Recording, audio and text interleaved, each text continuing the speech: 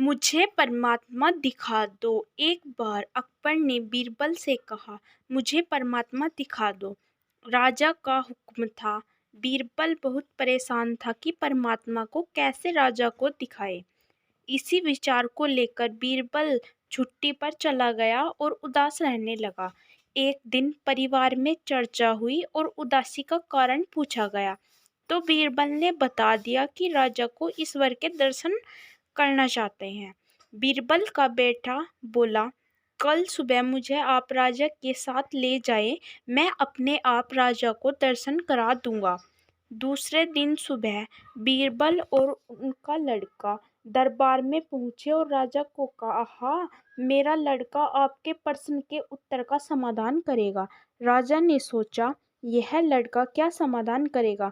लड़का बोला, मैं इस वक्त आपका गुरु हूँ, मुझे उचित स्थान दिया जाए। राजा ने सोचा, बात तो ठीक कह रहा है, मैंने तो प्रश्न किया है, समाधान करने वाला गुरु समान होता है।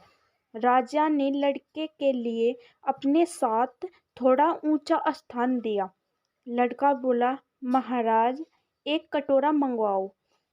राजा ने दूध का कटोरा मंगाया। लड़का बोला, महाराज इस दूध में घी है। राजा बोला, हाँ है। लड़का बोला, मुझे पहले आप उसका दर्शन कराओ।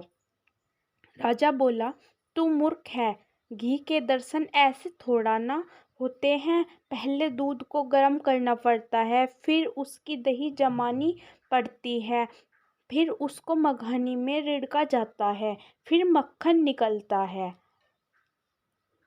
फिर उसे गरम गरम कढ़ाई में डाला जाता है, फिर उसकी मैल निकाली जाती है, तब जाकर घी के दर्शन होते हैं। लड़का बोला, यही उत्तर आपके प्रश्न का है।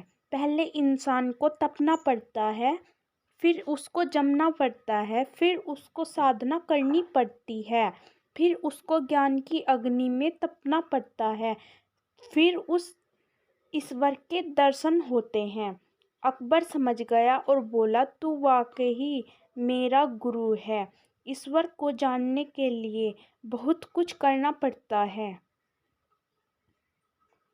वैसे हर आत्मा में ईश्वर का अंश है और उसी को ईश्वर का रूप समझना चाहिए, तभी सुख की प्राप्ति होती है।